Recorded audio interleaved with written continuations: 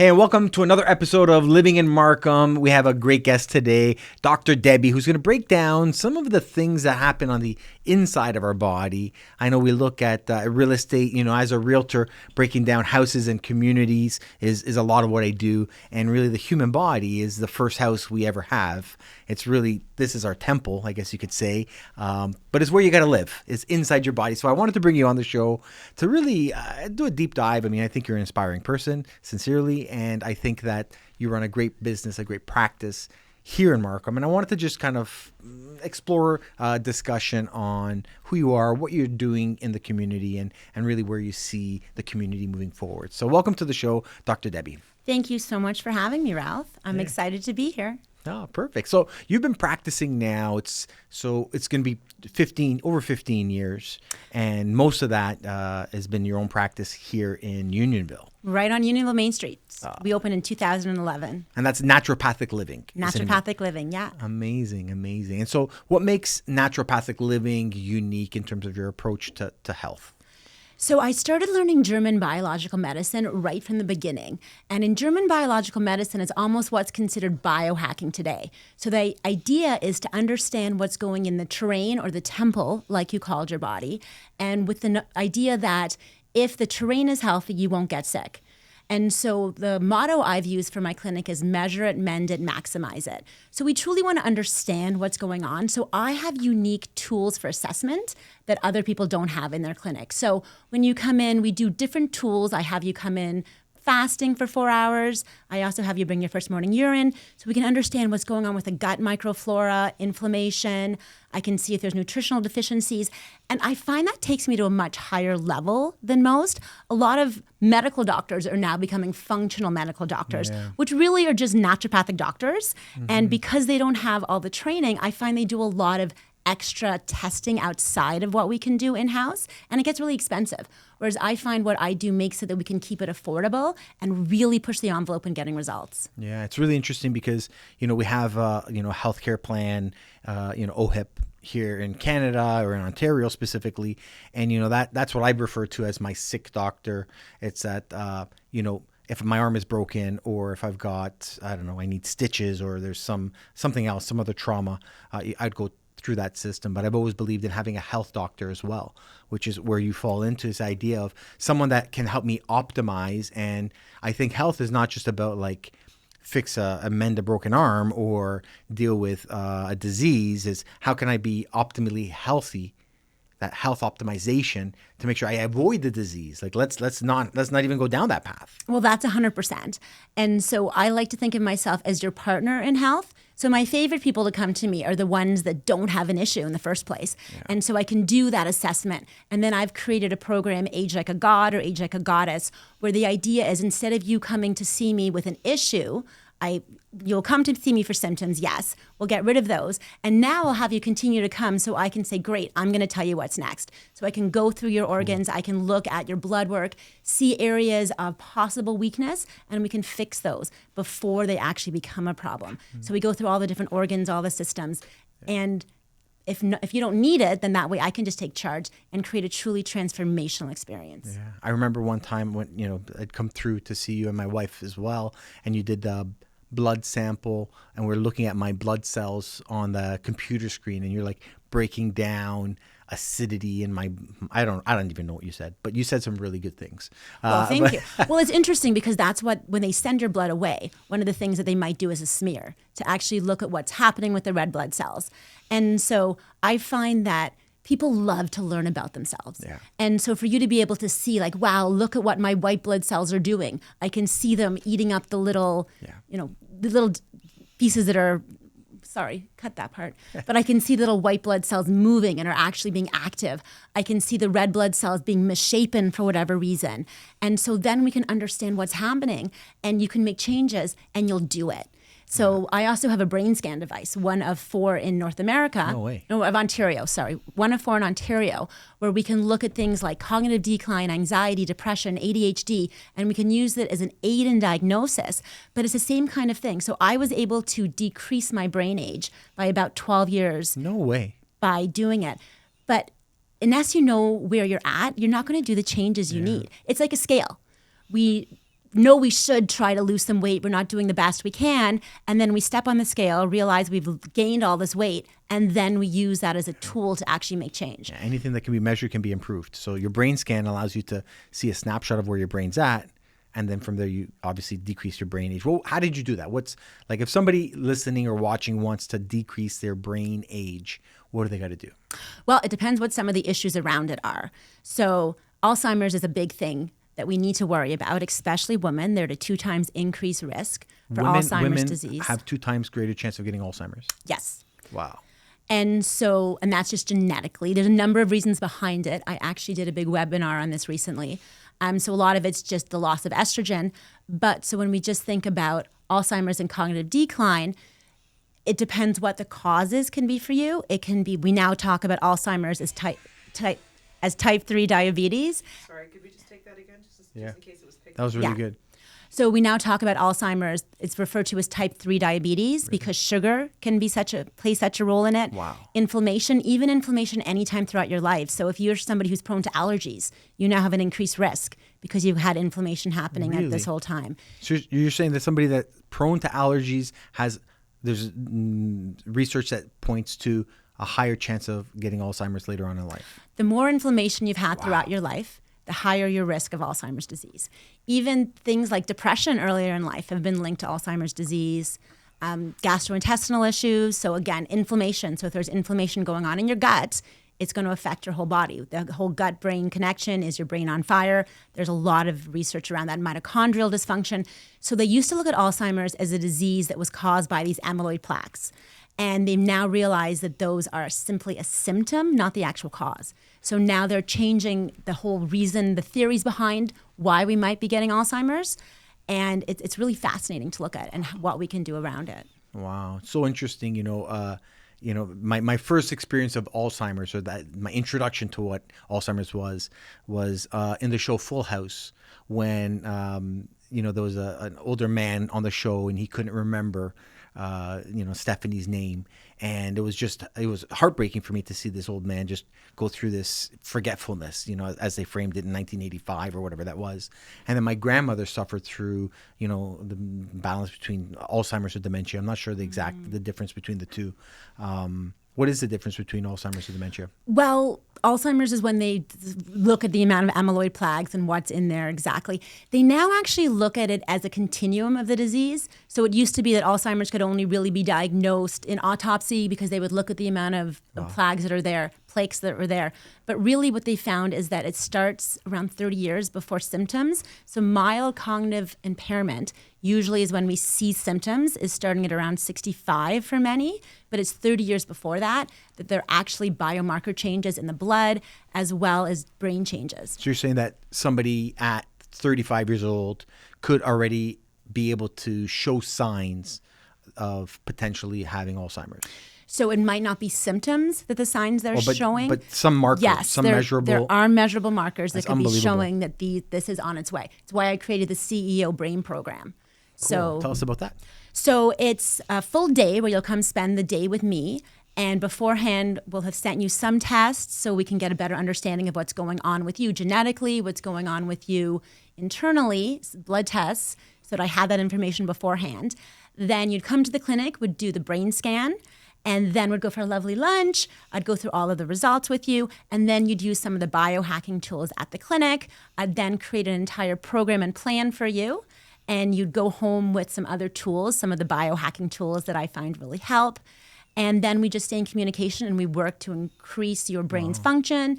It work if there's anxiety, depression, work around any possible causes that could be leading to memory loss or even just inability to focus. And then we would end it with another test, the brain test. And like you said, anything that can be measured can be improved. So the first part is getting that baseline, right? Absolutely. And that's really interesting.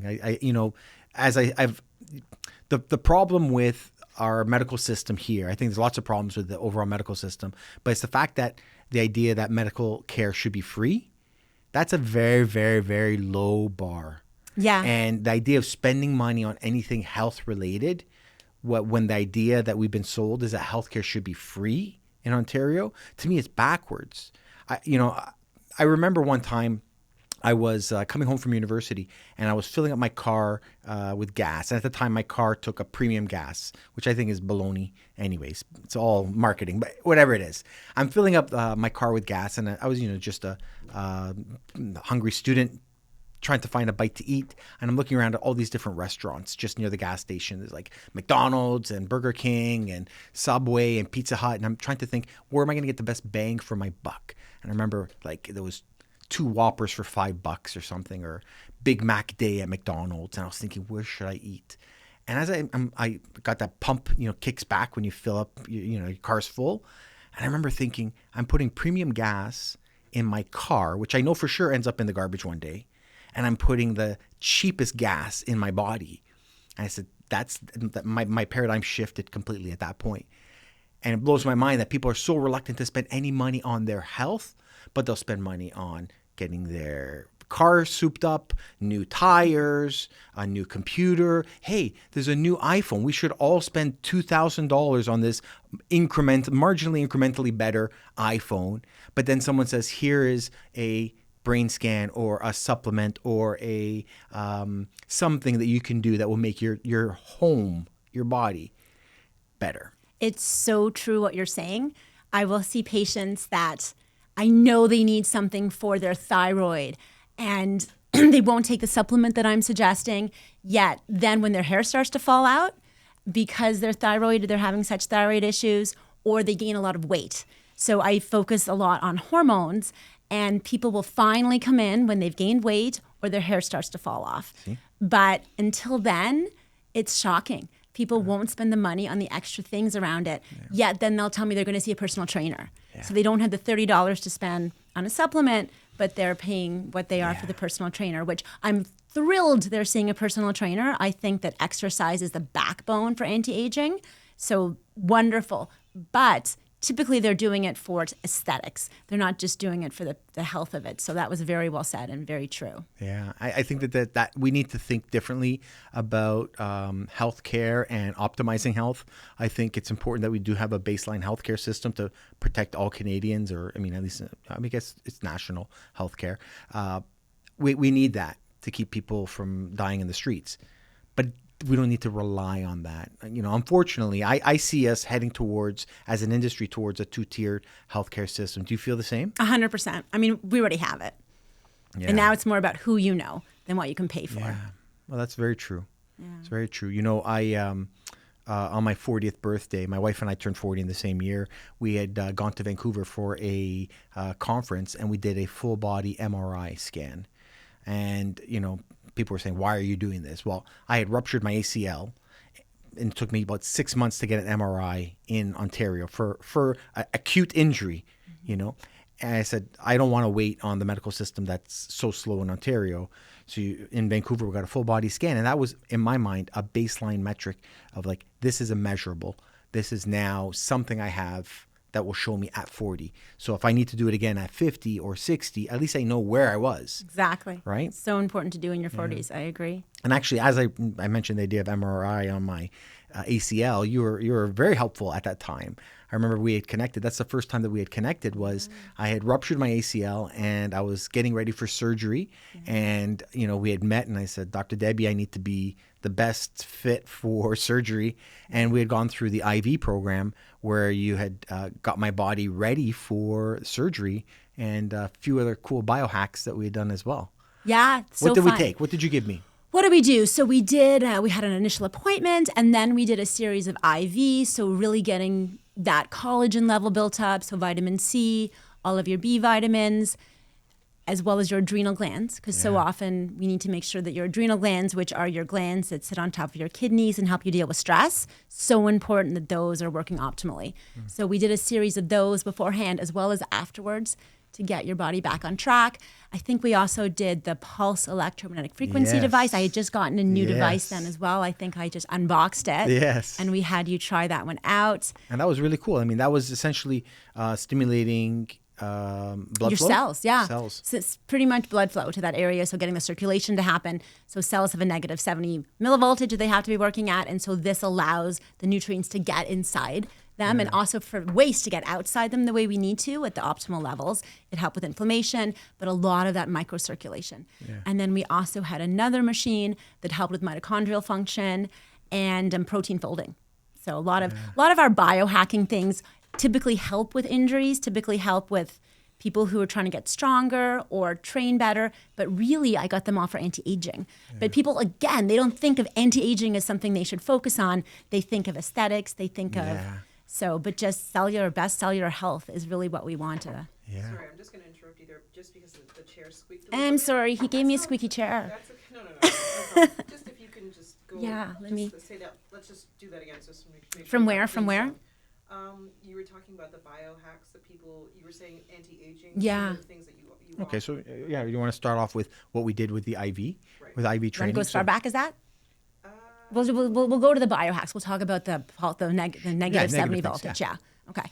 So pulse electromagnetic frequency, it shows that it's going to help nutrients go in and out of the cell. It was interesting because as a naturopathic doctor, we always have to be careful that people don't think of us as quacks. And so I waited for a long time to get any of that kind of machine.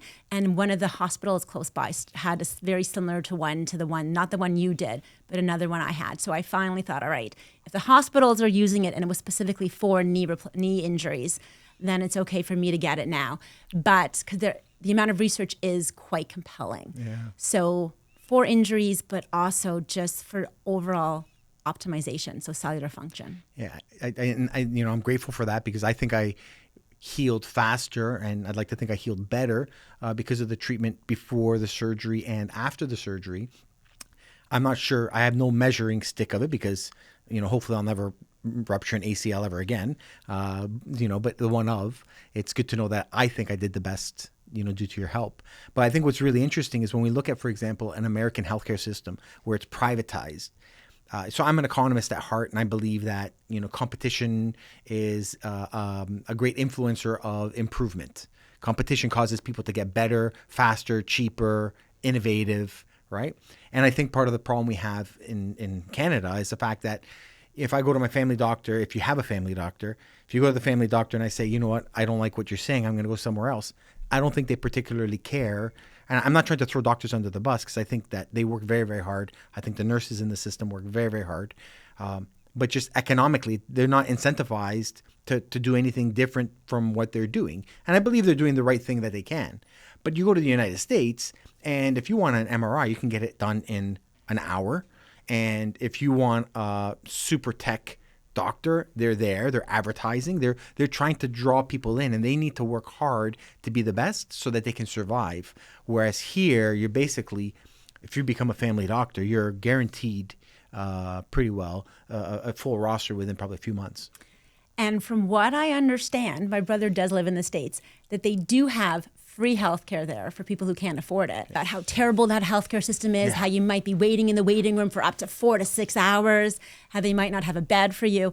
And that's exactly what our healthcare system is like. So what they say, like no one would ever want to use because it's so terrible, is our best healthcare system in Canada. Yeah. So it's scary. But I do think the medical doctors are doing their very best. They don't get paid enough here. I think that's a big problem. And now you're getting what they call brain drain, where they're actually going to places, and that's economics. So if I went to medical school for so many years and committed my entire life to this, and I have a family to take care of, I can do this job in Sudbury or Northern Ontario or Toronto or Markham and earn a fixed capped wage or salary.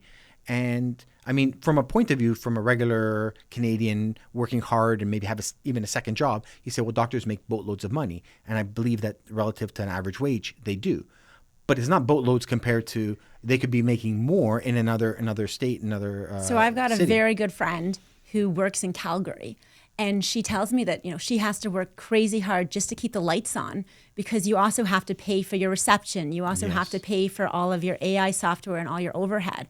And so she says, sure, she's on the sunshine list and it's showing her making all this money, but she's taking home, less than 100,000, which, for the amount of work and effort and money she had to put in to get there is really not enough. So, and then she also showed me how all of these, she showed me a group chat. I don't know what it was in, if it was a Facebook group, of just all these medical doctors finally saying, I can't stay here anymore. I can't afford it, the way they're treating us. And it was just one note after the other of people just having to resign because... And that sucks. These are people who committed their lives to help people. Yeah. And they're treated in a way that's so poor that they're saying, I quit.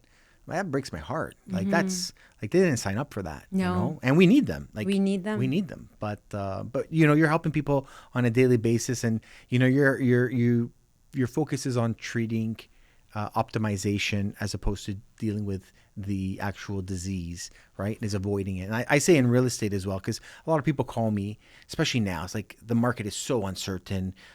Sales are down. Consumer confidence is very low. People are just paralyzed with fear, not knowing what to do. And, you know, and they'll reach out to me and they'll say, look, I have an agent. This is what they've recommended. Or I bought a place pre-construction years ago. What do I do now? And, you know, I tell them a great captain of a ship can help you avoid.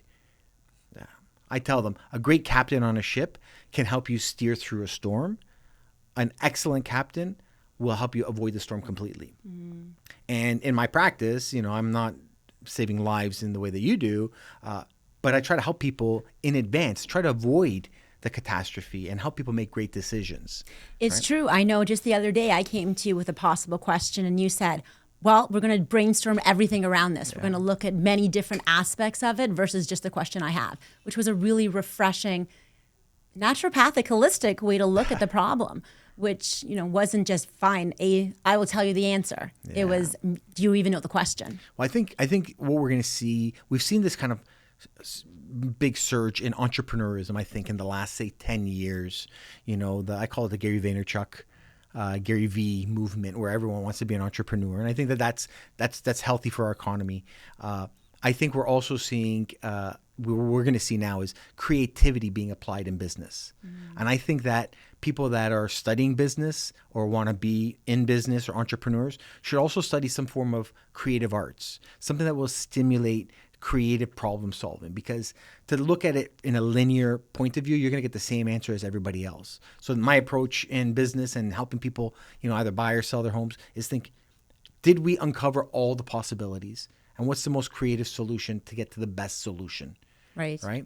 And we need to be creative or else AI will take it over. That's exactly it. I know. That's, I wonder how long until AI eliminates most people's livelihoods. And I think that there could be a betterment for our lives, but I think it's going to come with a cost. I think we're naive to think it's not coming at a cost. Well, one of the other hats I wear, which I think you know, is I do sell AI products. So I work with my brother in his business, and we create, with the company's called AI Storm, and we actually create chips that are based in AI, that are AI chips. So I see what's coming because I see the people that are coming to us, and it's wild. Everything from toy companies to car companies.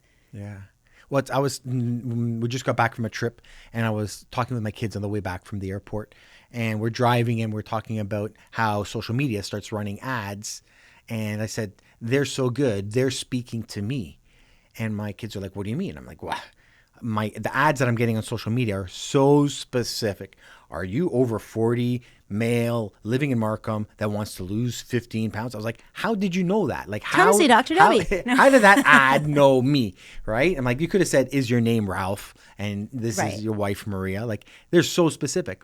And I was telling my kids, I feel the future is going to be storytelling, and books are going to be written for individuals. So if my son Julian buys, you know, the Let Them Theory by Mel Robbins, it's going to be with stories and context that's relatable to him specifically. And if my daughter Isabella buys that book, it will be filled with stories and context that is meant for her specifically. I believe that that's where we're going in terms of like content creation. It's going to be more and more customized for the specific user. Which is great in a sense, except that's what's happening with news today. Yeah. Which I think we're getting so customized to the specific user that now whatever you believe is now true, because you don't always see the other side of it. And it's hard to even find because it's so customized to you. Yeah. So you need to have subscriptions to all of these different newspapers so you really get both sides. Yeah, or I agree with you, and have critical thinking ability.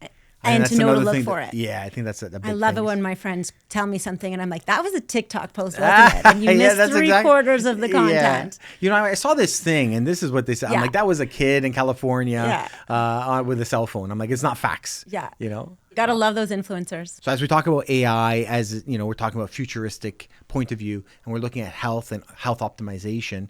You know, I'm reminded we had a guest on the show, Wendy Dempsey, from Sick Kids Hospital, and she shared a story of how Sick Kids Hospital in Toronto is implementing AI in the client intake, the patient intake, and optimizing, you know, what are signs that someone may be having a seizure due to some AI analytics? What are the chances of somebody having a heart attack or heart failure, you know, due to these markers? And the AI is, you know, teleprompting this in advance, which is really cool. I'm curious, what do you think about implementation of AI in health optimization? Like, where are we going with that? I think it's going to be everywhere. And I think even right now, if you wear any kind of Fitbit or any kind of device, Or Apple Watch. or an Apple Watch or any kind of device that gives you metrics, Or Oura Ring. Oura Ring, Whoop Band, Fitbit, Heart Math, that's one of the products that we made. And so Heart Math's more about treatment. But right now what's happening is you're taking that information and assimilating it. I know since I hurt my arm, I haven't been able to exercise as much. And as a fitness instructor, and so then right now it'll tell me things that don't make sense, that are contradictory, but come soon, it'll put all of that into AI. And then it will just tell me exactly what to do. I mean, even if you use ChatGPT, you can use some of these chatbots that can do everything from making an amazing schedule for you and tweaking it based on what you need to looking at some of the health metrics as well. So I think it's already there, and it's going to get more and more. Yeah, what I've noticed is, I mean, I love my Oura Ring. You know, I've replaced it twice now. I use it a lot for sleep. Yeah, Aura's mainly for analyzation. Sleep's Aura, Whoop's more for fitness, Fitbit's more of a low cost, whatever you want to do around it. But, you know, looking at HRV. So, I mean, that point alone is looking at your autonomic nervous system. And so, again, they're usually using AI when they're even taking that information out of it. And if they're doing, you can use your heart print to actually figure out who you are. It can recognize who you are as well. And so they would have to use pieces of AI just for that as well. So that's one of what our chips does. Is so it uses the AI to recognize you and your particular heart print, so the beat, so all the muscle movements can actually be used for identification. That's unbelievable. Like your eye, like retina, or Just like your retina or your fingerprint, but like fingerprint, you have to be live for, and it can't be wet. Whereas some of the other biometrics are way cheaper to use as well. Fingerprint can be quite expensive. What is the AI? So we have different AI chips. So one of our latest one is just for sound. So believe it or not, so you know your phone will say, hey, you can say, hey, Alexa, and it will hear about it. But so it kind of has to always be polling. So it uses a lot of energy to do that. And because you have to say like the hey, Alexa, the whole word. Yeah. So what we can do is we can train it to just to be listening all the time, but only to wake up on an event.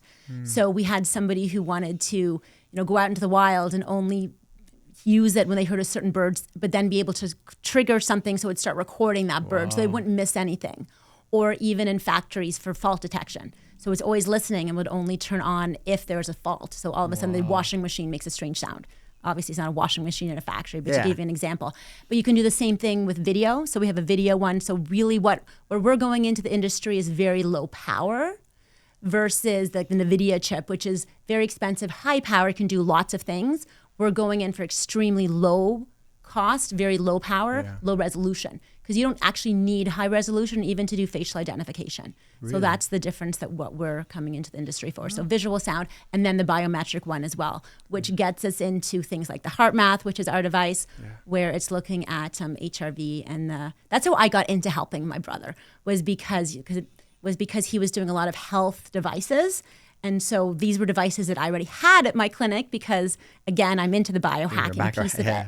So it was a natural fit, and then he spun off the company to make more of the chips. Amazing. And then I just stayed along and helped him out. Well, that's really interesting, and it's cool when you are open to anything. What can be present, right? You know what's interesting, Ralph? I find when I go to some of these conferences and you talk to the higher level people, we could say, everyone has to pull out a few different business cards because it depends what industry you're talking about, which is kind of fun. Yeah. So I find that's it's not uncommon. Yeah, I think that, creative people that are passionate and hardworking sometimes get bored.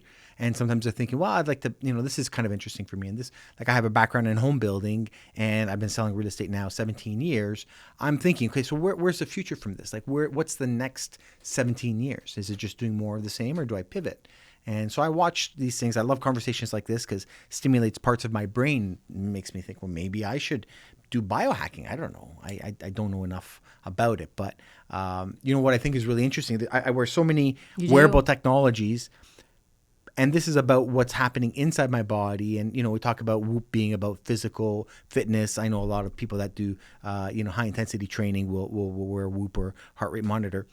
I haven't seen, I'm sure there is, and maybe if anybody's listening, they can comment or watching, they can comment down below, anything that will watch the intake of food or whatever I'm consuming.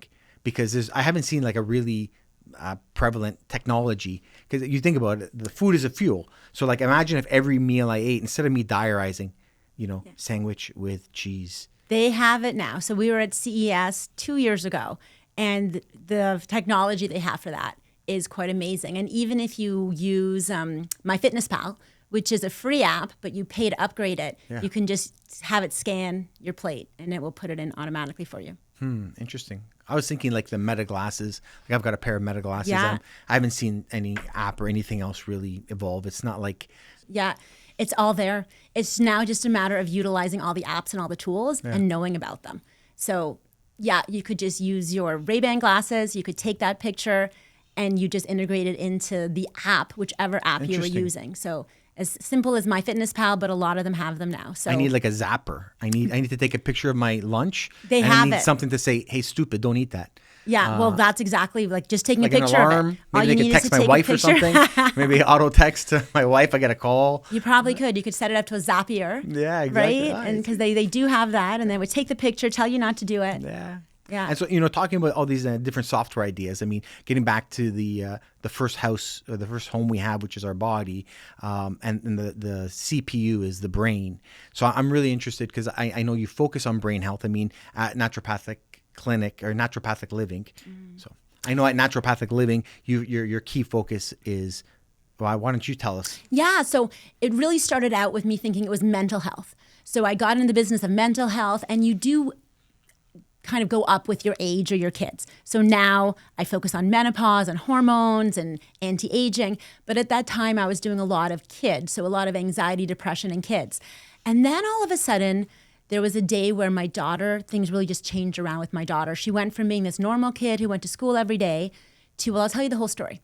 It was a long weekend in September, and we had gone to the zoo. She had eaten lots of candy. We had friends over. She had friends over, so a lot of stress, late night. Anyway, she stayed home the next day with a sore throat. Then the following day, I said, sweetheart, it's time to go to school. She went downstairs, grabbed the biggest knife she could find, held it up to her neck, and said, Mommy, if you make me go to school, I'm going to kill myself. Wow. And so this was in grade 5. Did you know that you can actually drop out of school in grade 5, and the school will send you a homeschool teacher because they don't want to have you there if you're that bad? So she was that bad. She would... we took her to psychotherapists, psychologists, and she would attack them. And so this went from this child who was normal kid, like no regular... Just like that? Just like that, overnight. And so then I would take her to all these therapists, and they would tell me, oh, she's got 95th percentile of anxiety. They told me that, yes, she might kill herself, not because she was depressed, but because she had such emotional dysregulation. Ralph, it was the worst time of my life. I would sit in my car trying to build up the energy to go into the house to deal with this monster that I had, because you never knew what would trigger her, and didn't understand what was happening. I was barely working. I thought I was going to have to leave my job. And then it was a colleague who said to me, Debbie, Samantha has PANDAS. Like, go get her tested. So PANDAS stands for Pediatric Autoimmune Neuropsychiatric Disorder, associated with streptococcal infection. So she had strep throat, which then caused these changes to happen in her brain.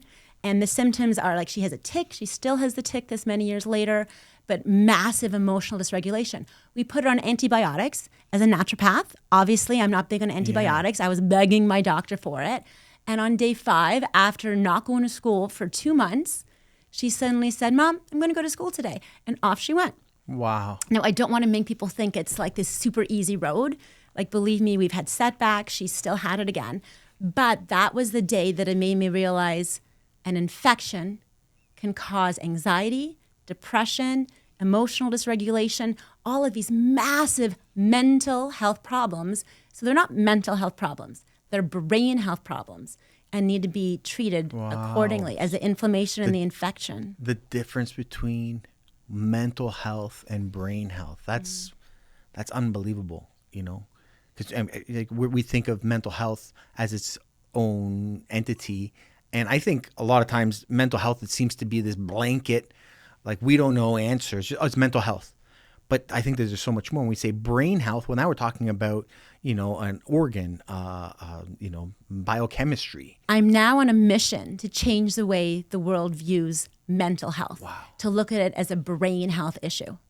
So often anxiety, depression is due to inflammation, infection, neurological or neurotoxins, I should say, nutritional deficiencies. There are so many root causes for this. I used to send patients to see Dr. Amen in the States where they would get a PET scan, all of these other testing done, but it would end up costing them $10,000 or more all in. And so when I found the brain scan that I have, and I can test people for $300, it doesn't compare to his, of course, but it still gives us a snapshot that we can then use to compare at another time. And so we can actually see what's going on with the brain and then make the changes. So that's really why I got the advice and got into this. That's unbelievable. What an inspiring story. And now you're helping people, you know, solve an issue that they thought was maybe unsolvable, right? Because when you just say, well, you have anxiety, they're just kind of like, well, deal with it. I feel like when people say that, they're just saying, yeah, I don't know, just don't worry about it. Just breathe. Just breathe and don't worry about it. And anybody that's listening that's ever dealt with anxiety or depression, I mean, that's the worst thing you could say is just, I don't know, can you think of something else? It's like you know, you want to punch them in the face. And so there's it's so debilitating, right? To have anxiety, to have depression, you're just in such a debilitating place. Your mental health is everything. Like, you know, people will say they don't sleep well. Well, think about it. If you're depressed or anxious, you're not sleeping well. Yeah. And so your fatigue level, it's so sad. And our healthcare system doesn't know what to do. So we're throwing money at the problem. We're throwing money at it, but we're seeing it just getting worse and worse. Yeah. Because we're not treating it as a brain health issue. You can very easily get antidepressant drugs. There's a lot of those. They give that to you really easily, don't they? And the funny thing is, 2 years ago, a huge umbrella study came out debunking the theory that serotonin was at the root of depression. So it debunked the idea that SSRI should be used. And at the end of this huge umbrella study, meaning it took years and years, it actually said, therefore, we need to rethink the idea of serotonin deficiency as a root cause of depression and need to stop giving SSRIs the way we are.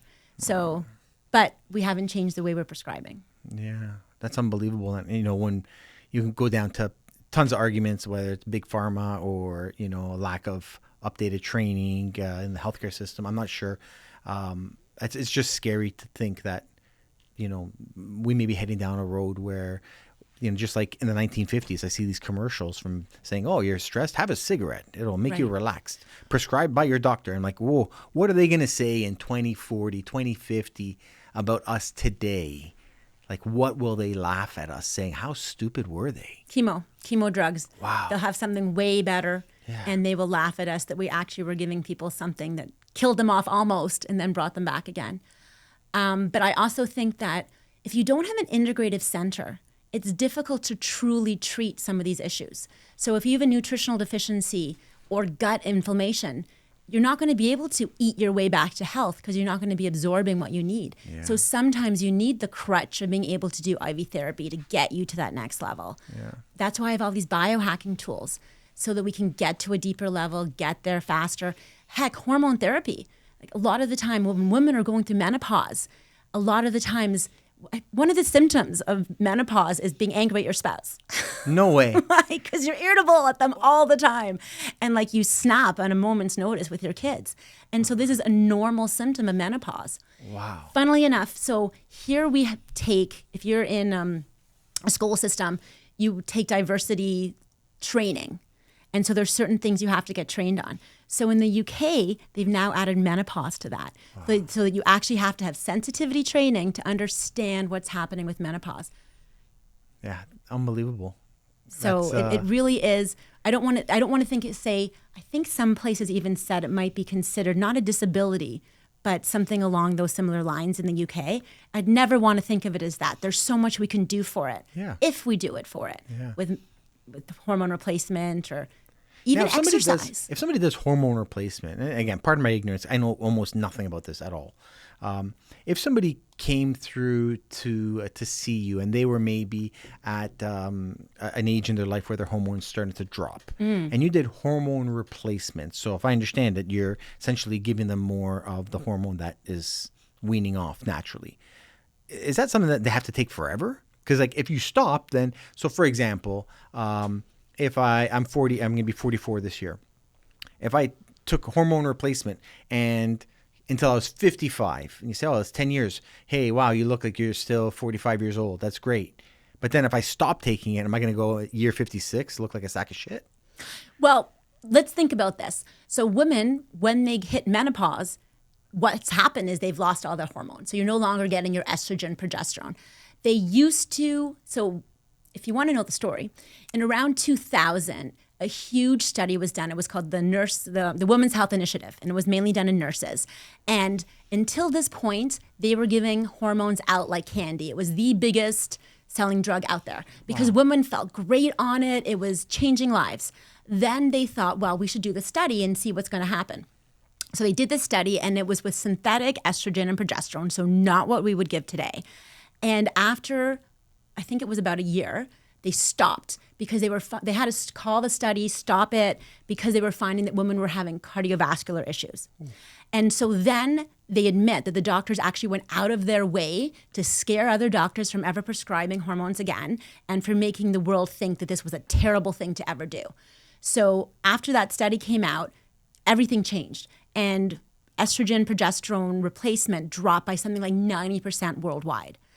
Well, they've now relooked at those studies and realized that most of the women were over 65, and typically women go into menopause around 51.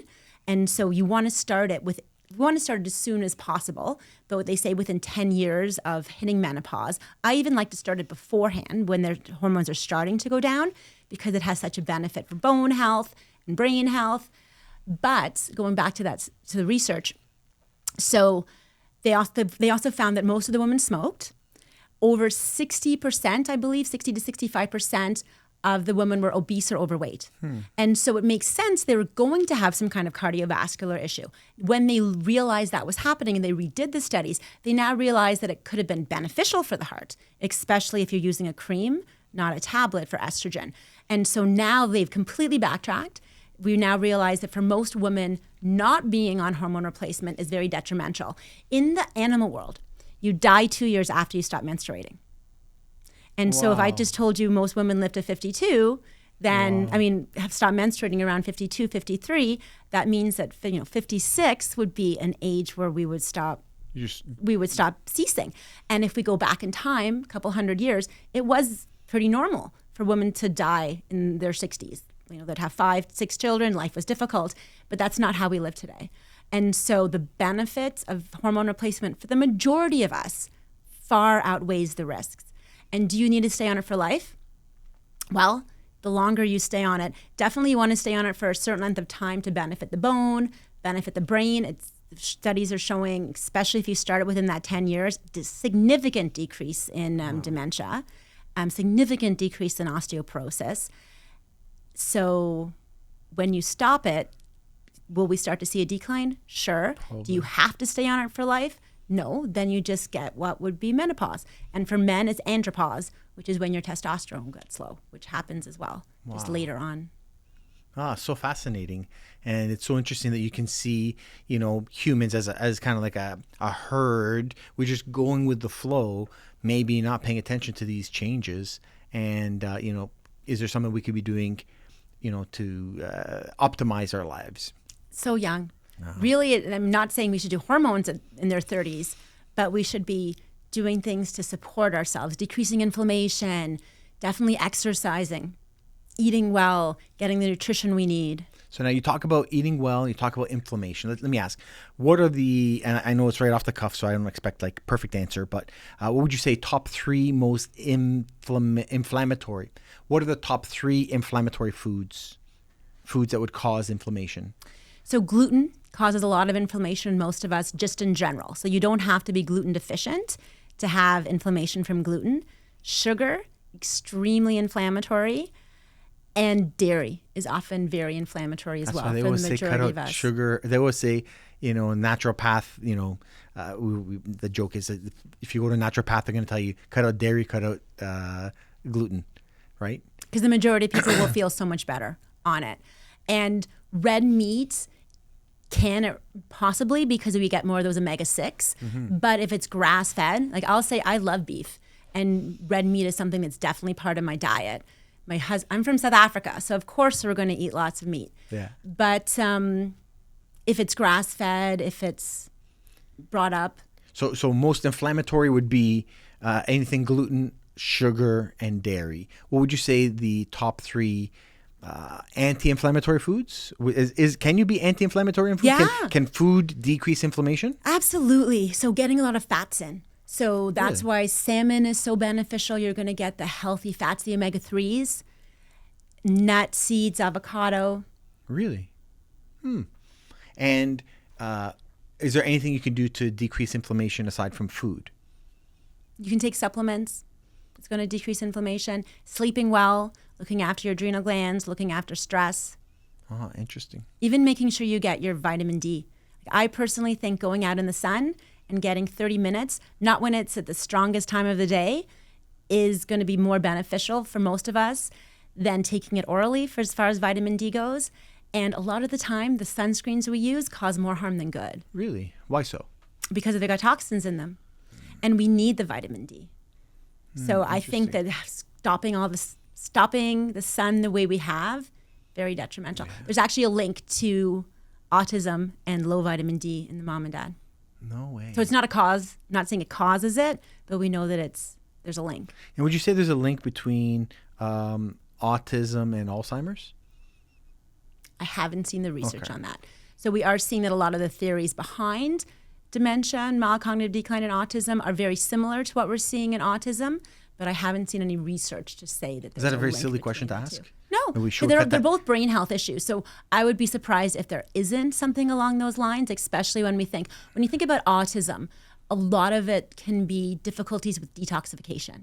So they now say women through the placenta have hundreds of chemicals that they're seeing in the placenta. So that means that these babies are born with toxins. Babies are born with neurotoxins. Really? And so depending on how well that child can detoxify is going to make a difference. Interesting. And the only reason why I ask is, and again, it might be just different seasons of life where things become more aware and something we talk about more, or is it just more common? But I hear the word autism and I hear the word Alzheimer's, like I feel like every single day, and I think it's great that we're talking about it. I would love to see more progression to help, not only the, people that are suffering from any ailment there, but also the families, supporting the families going through it. Because I know, for example, Alzheimer's is, I don't know if everyone said it, but I've heard that it's a disease of the family. It's like the person that's suffering is suffering, but the whole family around them is going through a very, very hard time. And, and I know with Alzheimer's, and I know with autism is a wide spectrum. And I heard recently they said, I heard recently. So editor, cut this. So as we're talking about autism, a friend of mine who works with special needs. How do I say this without sounding insensitive? Caregiver I'm burden. just going to say. Now, in terms of autism, a friend of mine shared a quote which I thought was amazing. They said, if you know someone on the spectrum, you know one person on the spectrum. It's so wide and so many different varieties of what people go through. But I see it so prevalent, and I thought, is there some causality? I don't know. Definitely causality, but not necessarily probably between the two. But when you go say about caregiver burden, both have extremely high caregiver burden.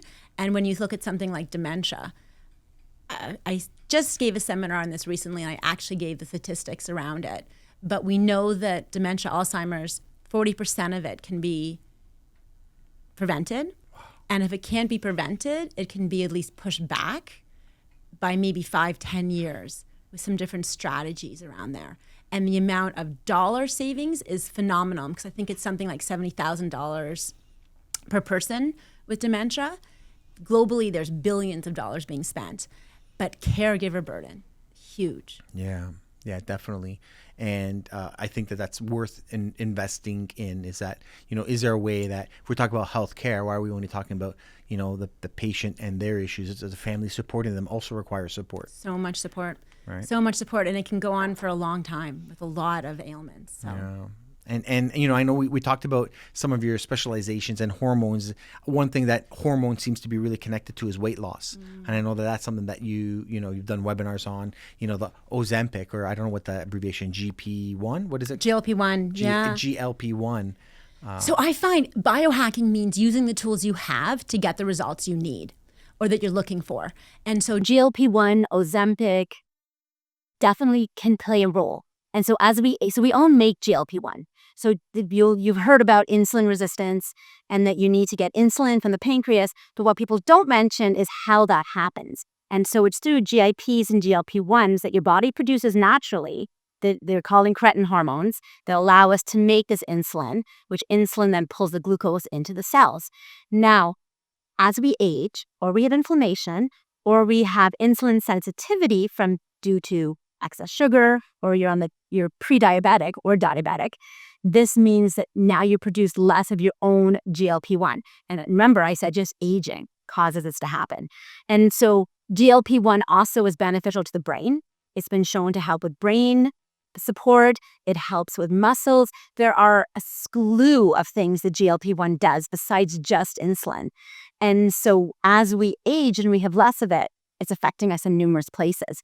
So I ended up taking a course on the benefits of GLP-1s in general, looking at it from autoimmune and inflammation, especially from neuroinflammation, with that being one of my focuses. So I think it's frustrating that we have this amazing drug that they're offering in very high doses, which can cause side effects, where it can be beneficial for so many of us as an anti-aging tool to help with joint pain, neuroinflammation, and yes, for many of us to help get that edge we need on weight loss, because being overweight, it's not about aesthetics.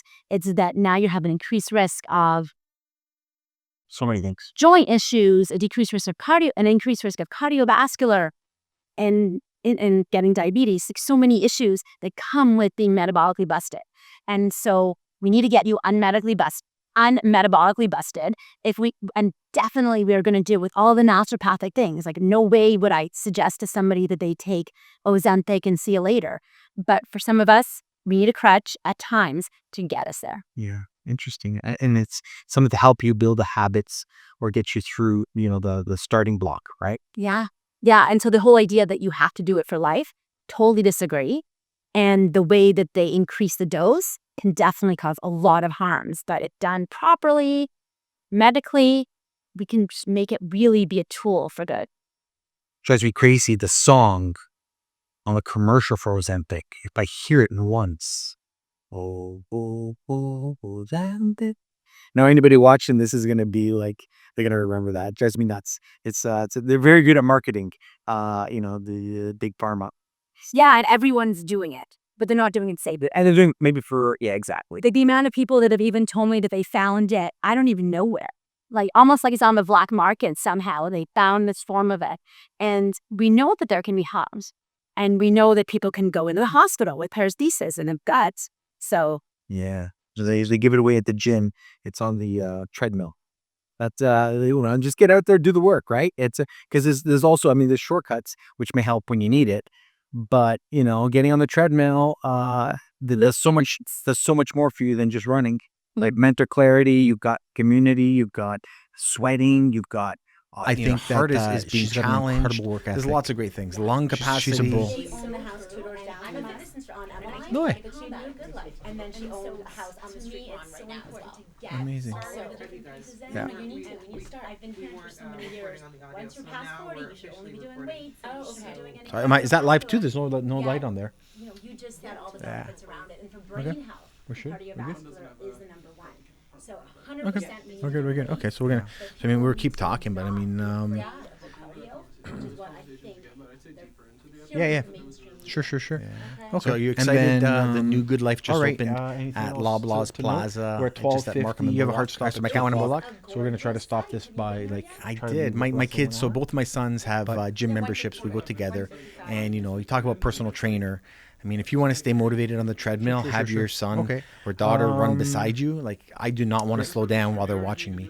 And we were so excited when they were opening up the new Good Life. My son made me call Good Life to find out what time they open up, like the grand opening. My son says, I want to be the first one to do a bench press at the brand. It's going to be I'm the first guy to lift weights. And they told us it opens at 6 a.m. Top My 3 kids woke up like it was anti-inflammatory. Christmas Because it's like morning. that's It was good a for you. Thursday. You're like middle of the Top, school and week. if you say it like They a got up journalist, like like firecrackers a whole at sentence. 5:15. So the top waiting 3 downstairs. anti-inflammatory foods would be My this, philosophy this, is and bringing my kids to the gym is I'm not going to wake you up. I'll tell you when we're going.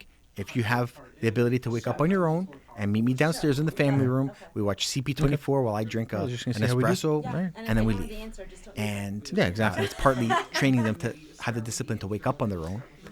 5:15, they're waiting there, and they say, we got to get there before 6. We got to get there before 6. No problem. Yeah. So you We wanna start drive with that, or over, no, we'll build get into there that like later. 5 or 10 to 6, and the place is bumping. And we walk in. My kids are looking at me like, how could they all be here early? I'll Turns build out up. it opened We're at gonna warm up 5 to it. a.m. The person at Good Life told me the wrong time. My kids are so mad bit of a warm up. I'm gonna that start off we with brought tell the us wrong about time. I'm like, yourself, look, you're still at the you gym know, at 6 about your a.m. practice, like and, on a you know, Thursday. from That's there, great. well, So so I guess, living in you know, while we're talking Markham, about we this, have you a know, the great body guest being your today, first home. I mean, Dr. you live Debbie, in who's going to Markham break now. down some of the You things live that in a great happen on the neighborhood. inside I've of been our to your home, body. and, I know we look gorgeous. at real estate, And, as a you know, realtor, tell us a little bit breaking about down houses and your thoughts living communities in Markham, is a lot of about what the I do. community, And really the you human know, body why is do the you first love house where we you ever live? have. It's really, this is our temple, I guess you could say. But it's where you got to live. It's inside your body. So I wanted to bring you on the show to really do a deep dive. I mean, I think you're an inspiring person, sincerely, and I think that you run a great business, a great practice here in Markham. And I wanted to just kind of explore a discussion on who you are, what you're doing in the community, and really where you see the community moving forward. So welcome to the show, Dr. Debbie. Thank you so much for having me. People will come visit us here. And Oh, perfect. So you've been practicing now. It's going to be over 15 years, and most of that you feel like you're at the has been cottage, your own but you can practice still here walk to in Starbucks. Unionville. from where you're at. Yeah. And that's naturopathic. I think you live in one of the most amazing. underrated. And so And also what makes under-radar naturopathic living communities unique in in terms Markham. of your approach And to I think there's a health. lot of them. It's just they're not as populated, or they're off the beaten path. And unless you know, you don't know. Right? I think that when I say idea is like a understand what's community. I think that they're all still from the 1960s. Yeah. Or maybe when they do get snatched up right away. If the terrain is healthy, you won't get sick. And so the motto I've used in my clinic is measure it, mend it, just have that path there. So we truly want to understand what's going on. So I have unique tools. I've been saying for a long time, people will do a job they hate with people they love for a very long time. And people that do a job they love with people they hate are ready for another job. They're already getting interviews and ready to quit. And I say the same thing about where you live. I said people will live in a house they hate in a community they love their entire life. But if you love your house but you hate your community, give me a call because you're ready to leave. Right? If you don't love your community, you're ready to go. Yeah, And it's that's really why interesting because, I think in your we have neighborhood, a healthcare specifically, plan. everyone knows everyone. Here It's in like Canada a sense of or in home. Ontario specifically. It's, like and you said, that's what I've street referred to as parties my and sick kids playing on the doctor. road. It's And at, that's what makes people stay longer. If my arm is broken, I think when you or get if I've into got, I don't know, other I need parts stitches of the or community, there's not just something Markham or else, some other Stouffville, trauma. Richmond Hill, I'd go other parts of through that Toronto, like system, but I've it's always believed in having everywhere a health where you doctor just as don't well, know your neighbors, which is where you just fall don't into have this that idea of connection. someone that And can help all me you're doing is optimize living in. and some I think bricks health and is not lumber. just about like fix mend a broken arm or deal with a disease. Is how can I be optimally healthy that health optimization to make sure I avoid the disease. Like let's not even go down that path. Well, that's 100%. People would come and so I like to think of myself as your partner in health. Yeah. So my favorite people yeah. to come to me are the ones that don't have an issue. I've always thought you want to live in a place that other people go on vacation. And then I've created a program. There's something god or age like a goddess. Where the idea is instead of you coming, It's true. There are a lot of cottage properties in Markham, and they're very obvious for me to see. Again, as a home builder, I know the age of homes, I know the type of construction, and you know what a lot of people miss out. And for example, in Markham Village, and in your community, which is the South End, Sherwood, Amber Glen community, and Vinegar Hill, the lots are 60 feet wide because they used to be on septic systems. And you needed that size before they built in sewer systems. Whereas when you go into brand new subdivisions, and you did generally a lot smaller lots because we're looking at my blood cells on the computer screen, and you're like, you have a sewer breaking down. That's why you have these houses that are in my 2-car garage, detached house. But you said some 36-foot frontage, right? And that makes everyone sandwich. That's a big house. 36-foot frontage is a big 2-car garage detached house in Markham subdivision community. And they get smaller than that and more dense. And that's where we're heading. We're heading to more and more dense community in terms of number of people, but we don't build in terms of the density of the quality of the community. We're missing the quality of like community as as a adjective for people, not houses. Yeah. So hopefully we'll get there. Now, in terms of your business, Naturopathic Living, if anybody's listening this long, first of all, we're grateful for tuning in. And if they want to get in touch with you and really do a deep dive on how they can optimize their health, how can they best get in touch with you? So I was able to increase my brain energy by about 12 years. No way. By doing Instagram, but not living. Unless you know where you're at, you're not going to do the changes. Yeah. It's like a scale. Amazing. Maybe they'll catch you at Good Life, or maybe they'll catch you watching your dog, walking your dog, or coach rugby. Wow, amazing! And you're a pillar in the community. I thank you for being here. Your brain scan allows you to, you're a great advocate for our community, a great ambassador for health and wellness. How did you do that? We're grateful. Like if somebody listening or we'll get you on the show again, and I'd be curious to see what's new and exciting around the corner. It's like I'm talking to the future. If you stuck with us this long, I want to thank you. We've got another episode of Living in Markham coming right up. Until next time, make it a great one.